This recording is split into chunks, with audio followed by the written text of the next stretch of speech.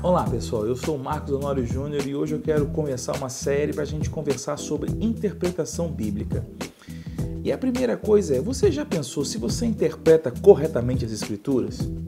Será que é simplesmente uma questão de ler e acreditar? Será que tudo que a gente lê na Bíblia é literalmente assim que se interpreta e entendemos diretamente? Vamos conversar sobre isso?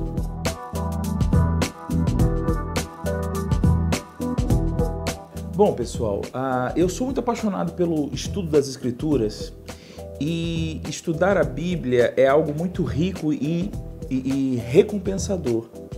Mas a palavra de Deus, a Bíblia Sagrada, foi um livro escrito há muitos anos atrás e ela traz alguns perigos, algumas armadilhas e que se você não souber interpretar corretamente as Escrituras, você pode cometer erros de interpretação. Você sabia disso?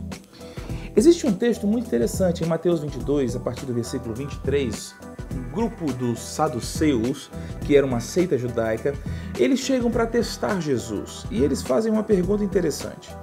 Eles evocam uma lei de Moisés e diz que Moisés determinou que o irmão sempre suscitasse descendência a um irmão mais velho falecido.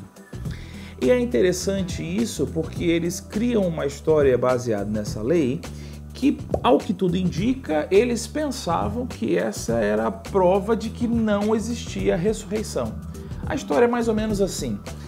Um determinado homem era casado com uma mulher e morreu sem deixar descendência. Então o seu irmão foi e se casou com a viúva, a cunhada viúva.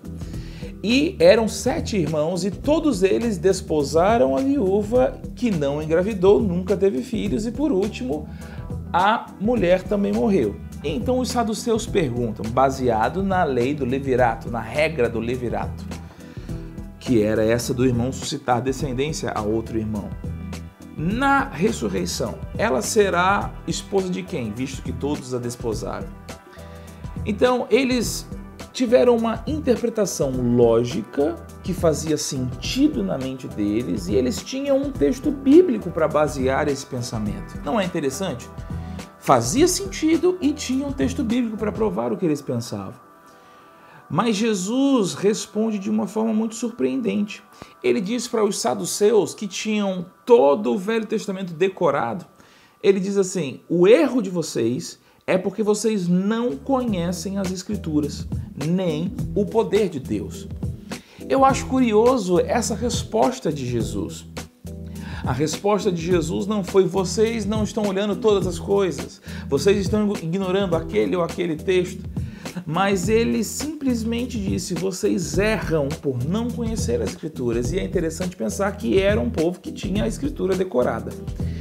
Mas o que me faz pensar é que a interpretação de Jesus vai conectar outros textos. Jesus vai falar, vocês nunca leram na lei que ele é o Deus de Abraão, de Isaac e Jacó? E por isso Jesus vê nisso uma prova de que a ressurreição é uma doutrina real.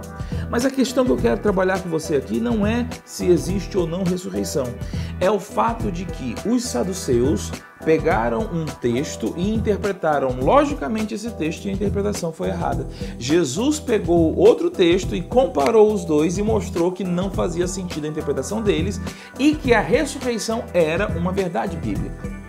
Outro texto que me chama a atenção é quando o apóstolo Paulo chega à cidade de Bereia, saído da cidade de Tessalônica. E a Bíblia diz que os judeus que receberam Paulo em Bereia, eles eram mais nobres do que os judeus que estavam em Tessalônica, que perseguiram o apóstolo Paulo. Por que eles eram mais nobres? Porque eles analisavam a pregação com avidez as Escrituras para ver se as coisas eram de fato assim.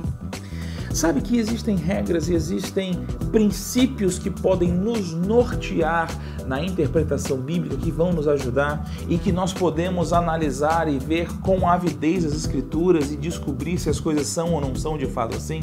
De fato, em Efésios capítulo 4, a palavra de Deus diz que aqueles que não conhecem profundamente a doutrina de Cristo, eles são levados ao redor por todo vento de doutrina. Aquele que não sabe manusear bem a palavra da verdade, ele corre risco.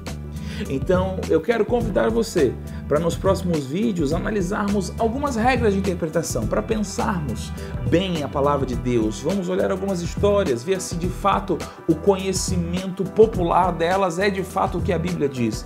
Vamos conversar muita coisa. E vamos aprender juntos a interpretar a palavra de Deus corretamente, respeitando a própria palavra de Deus, não acrescentando contextos que não estão, não acrescentando frases feitas, não tendo interpretações viciadas em que alguém já disse ou deixou de falar. Vamos olhar para o texto bíblico, respeitando ele como autoridade máxima sobre a doutrina que cremos. Eu quero convidar você, vamos juntos?